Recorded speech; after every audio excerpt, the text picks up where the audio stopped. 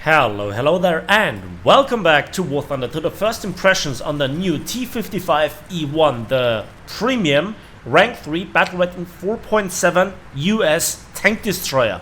And in a nutshell, this is a crossover of a Pakwagen with a Hellcat, but it kind of fell short of the expectations that you would get from this, well, rather short description. Now, you can get this vehicle as a full premium in the ongoing Battle Pass 2 season.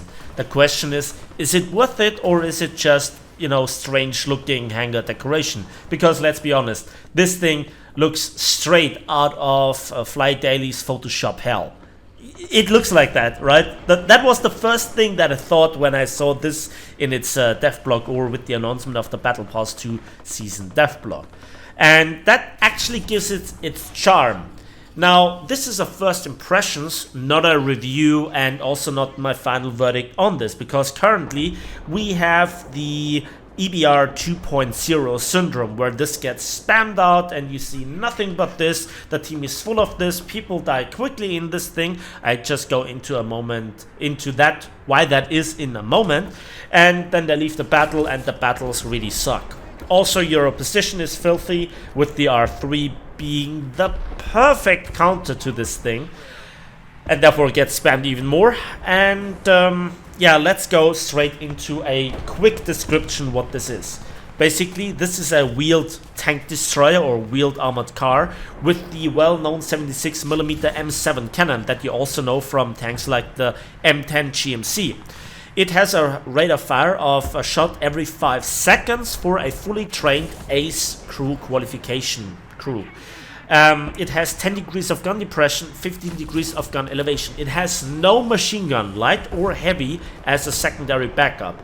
The turret rotation speed is also decent, with around 8 degrees per second, but the turret traverse angles, or the gun traverse angles, are very limited, with only 9 degrees to each side. So a fully operational firing angle of 18 degrees. For a comparison, the Pakwagen has 20 combined, and the EBR has a turret. So then there is the mobility. We have a 13.7 ton tank that is powered by a 296 horsepower strong engine. Goes forward at max with 80 kilometers per hour, and in reverse with 56 kilometers per hour. Those are fantastic statistics. However, as usual with wheeled vehicles in War Thunder, going through mud, going uphill, any sort of inclination, etc., or anything other than a paved road, you feel really slow, and a tracked vehicle would be way superior with the same horsepower to ton ratio. Another thing is, and this is then in especially the combination with the limited firing angles of the gun, a massive point of annoyance for me. That is the fact that only the front 2 axes are steering. Whereas with the Pakwagen, or the Sonderkraftfahrzeug 234 series in general, but also the EBR, if you are a bit more familiar with that one, all 4 axes are steering. So when you go, for example, to the right, the front 2 ones are pointing to the right, whereas the rear ones are pointing to the left. And so you have this rather tight turning circle with the EBR and the Sonderkraftfahrzeug 234 series. With this one, your turning radius is enormous, and especially in a city fight, to combine again with the insane long time that the driver needs to turn the steering wheel, this feels really much like a brick. It's really unsuited for city fighting. You have no stabilizer, you have no real wide firing arc, so that means you see an enemy and you need to brake and then stop to take aim. However, when you brake with this thing, the following thing will happen. The wheels lock up and you just slide in a undefined direction. Even if you lift the finger off the S key, you will still continue to slide because the wheels still are locked, right? Only if you then press the W key again, you then kind of unlock the wheels and have again full traction and full control, which is highly annoying. Gaijin still failed massively with implementing wheeled vehicles in any sort, and that's really a shame.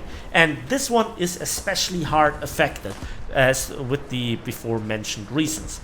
But there is another reason that makes this thing absolutely horrible to play, and that is the fact that, well, you essentially have no armor.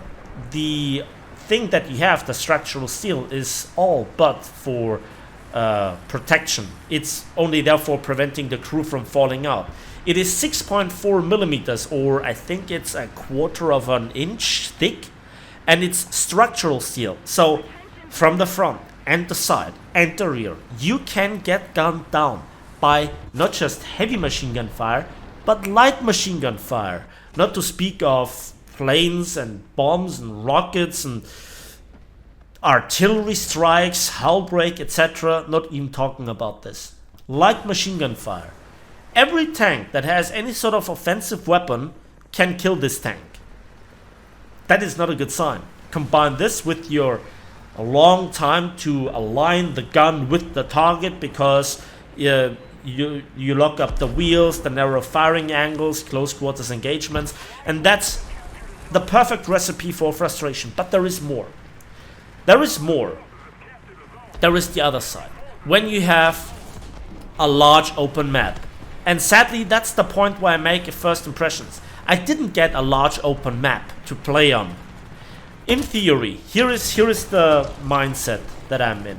If I have a big map with ridge lines, with place to move around and a certain distance to the enemy, working a ridge line with this thing would be awesome because of the following thing.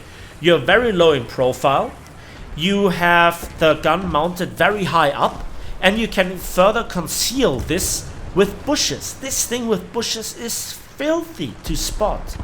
And, well, then you can make use of the 10 degrees of gun depression.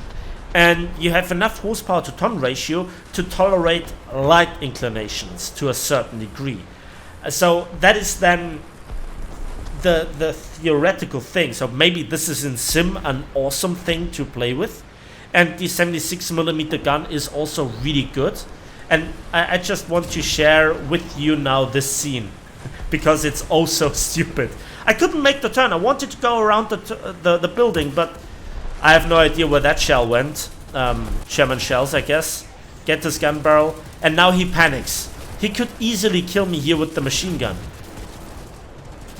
but he has no idea what he's doing. And then,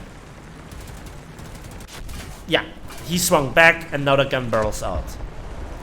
I reload again, and now I want to go for the shot trap, and I got him. Uh-oh.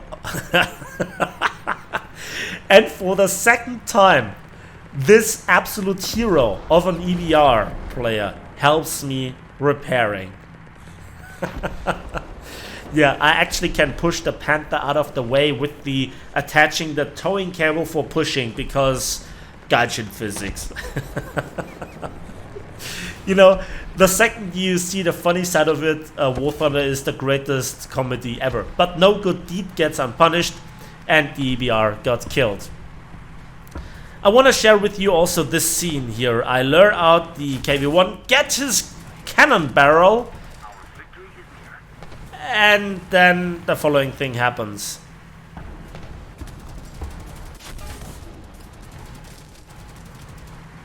Yeah, killed with a machine gun. But also here, just look at how ludicrously poor the maneuverability is. Try to turn here on this spot. Oof, it takes ages. And I know that, ooh, there is an EBR. Oh, okay, I survived this.